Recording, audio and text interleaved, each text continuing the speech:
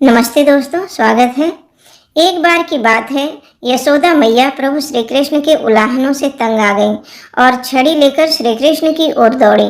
जब प्रभु ने अपनी मैया को क्रोध में देखा तो वे अपना बचाव करने के लिए भागने लगे। भागते भागते श्री कृष्ण एक कुम्हार के पास पहुंचे। कुम्हार तो अपने मिट्टी के घड़े बनाने में व्यस्त था, लेकिन जैसे ही कुम्हार ने श्री कृष्ण को देखा वह बड़ा प्रसन्न हुआ। कुम्हार जानता था कि श्री कृष्ण साक्षात परमेश्वर हैं। तब प्रभु ने कुम्हार से कहा कि कुम्हार जी, आज मेरी मैया मुझ पर बहुत क्रोधित हैं। मैया छड़ी लेकर मेरे पीछे आ रही हैं। भैया, मुझे कहीं छुपा लो। तब कुम्हार ने श्री कृष्ण को एक बड़े से मटके के नीचे छिपा दिया। कुछ ही क्षणों में मैया यशोदा भी वहां आ गई और कुम्हार से पूछने लगी, क्यों रे कुम्हार, तूने मेरे कन्हैया को कहीं देखा है क्या? कुम्हार ने कह दिया, नहीं मैया, मैंने कन्हैया को नहीं देखा। श्री कृष्ण ये सब बातें बड़े से घड़े के नीचे छिपकर सुन रहे थे। मैया तो वहां से चली गई। अब प्रभु श्री कृष्ण कुम्हार से कहते हैं, कुम्हार जी, यदि मैया चली गई हो तो मुझे इस घड़े से बाहर निकालो। कुम्हार बोला, ऐसे नहीं प्रभु जी, पहले आप मुझे 84 लाख योनियों के बंधन से मुक्त करने का वचन दो। प्रभु मुस्कुराए और बोले, ठीक है, मैं तुम्हें 84 लाख योनियों से मुक्त होने का वचन देता हूँ। अब तो मुझे निकाल दो।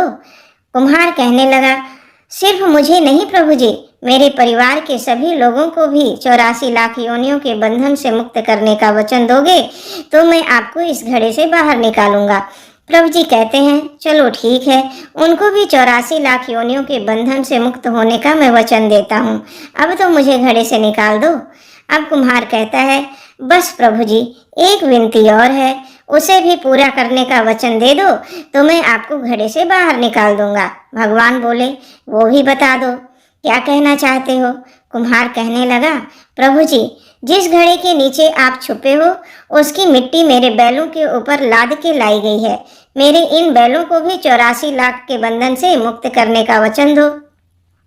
भगवान ने कुम्हार के प्रेम पर प्रसन्न होकर उन बैलों को भी 84 लाख योनियों के बंधन से मुक्त होने का वचन दे दिया। प्रभु बोले, अब तो तुम्हारी सब इच्छा पूरी हो गई, अब तो मुझे घड़े से बाहर निकाल दो। तब कुम्हार कहता है, अभी नहीं भगवान, बस एक अंतिम इच्छा और है, उसे भी पूरा कर दीजिए। और वो ये है, जो भी प्राणी हम दोनों के बीच के इस संवाद को सुनेगा उसे भी आप 84 लाख योनियों के बंधन से मुक्त कर दोगे। बस यही वचन दे दो तो मैं आपको इस घड़े से बाहर निकाल दूंगा। कुम्हार की प्रेम भरी बातों को सुनकर प्रभु श्री कृष्ण बड़े प्रसन्न हुए और कुम्हार की इस इच्छा को भी पूरा करने का वचन दे दिया। फिर कुम्हार ने बाल श्री कृष्ण को घड़े से बाहर निकाल दिया, उनके चरणों में साष्टांग प्रणाम किया, प्रभु जी के चरण धोए और चरणामृत पिया, अपनी पूरी झोपड़ी में चरणामृत का छिड़काव किया और प्रभु जी के गले लगकर इतना रोए कि प्रभु में ही विलीन हो गए। जरा सोच के देखिए, जो बाल श्री कृष्ण 7 कोस लंबे चौड़े गोवर्धन पर्वत को अपनी एक उंगली पर उठा सकते हैं, वो क्या एक घड़ा नहीं उठा सकते थे?